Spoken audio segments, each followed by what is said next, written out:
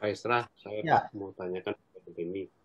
Tadi Pak Isra sampaikan tadi bahwa cara mengenal Allah itu Allah sendiri membuka, mengenalkan dirinya melalui wahyu tadi atau penyataan.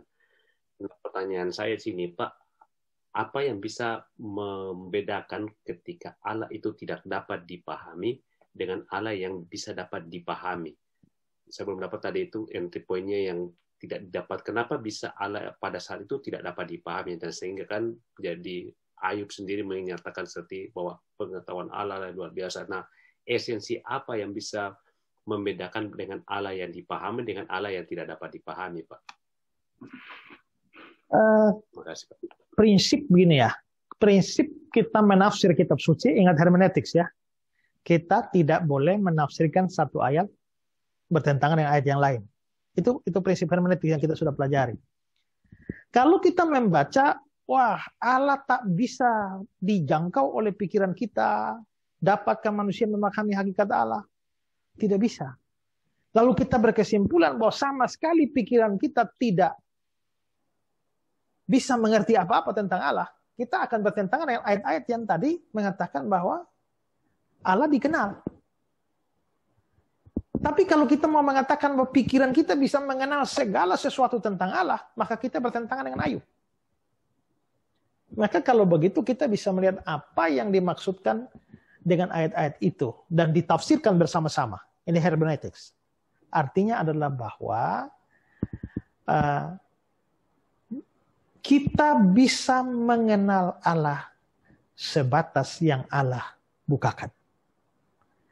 Tapi ada banyak misteri dalam diri Allah yang tak bisa dibukakan. Nah, misteri-misteri yang tak dibukakan itu yang mustahil pikiran kita dapat. Mau dapat dari mana? Satu-satunya sumber pengenalan ya dari wahyu. Tapi Allah rupanya tidak mewahyukan segala sesuatu tentang dirinya kepada kita. Ya, itulah sebabnya kita bicara tentang Tritunggal itu juga sukar itu karena ya tidak segala sesuatu tentang Allah itu diwahyukan. Allah hanya mewahyukan apa yang dia mau. Itulah sebabnya ada banyak persoalan yang ada banyak hal yang tidak dinyatakan di dalam Alkitab sekalipun. Makanya kalau orang tanya di luar Alkitab ya paling gampang jawab tidak tahu. Kenapa? Ya karena Allah tidak kasih tahu. Allah tidak wahyukan. Di dalam kitab Ulangan, ini ayat pamungkas ini ya, harus dihafal. Ulangan 29 ayat 29, gampang kan? Ulangan 29 ayat 29. Ya.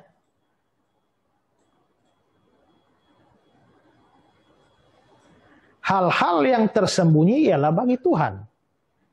Tapi hal-hal yang dinyatakan ialah bagi kita. Jadi yang bagi kita itu yang dinyatakan aja. Ya, dinyatakan di mana? Di dalam hukum Taurat, firman. Ya. Tapi kalau tidak dinyatakan, ya berarti tersembunyi. Kalau tersembunyi, ya tidak bagi kita. Itu bagi siapa? Ya itu bagi Tuhan. Ya kan? Makanya orang nanya, Pak Esra, kalau anak bayi mati itu langsung masuk surga atau masuk neraka? Bayi ini mau bilang percaya Yesus juga belum, tidak percaya Yesus juga tidak. Mau bilang dia suci juga tidak karena dia sudah berstatus orang berdosa. Tapi bilang dia berbuat dosa juga dia belum sempat berbuat dosa. Ada ayat Alkitab yang menjelaskan tidak? Tidak ada. Kalau begitu, Pak Esra, anak bayi itu mati masuk surga atau neraka? Tidak tahu. Dasar Alkitabnya Ulangan 29 ayat 29. Hal-hal yang tersembunyi ialah bagi Tuhan. Ya, jadi bagian kita yang mana? Yang dinyatakan.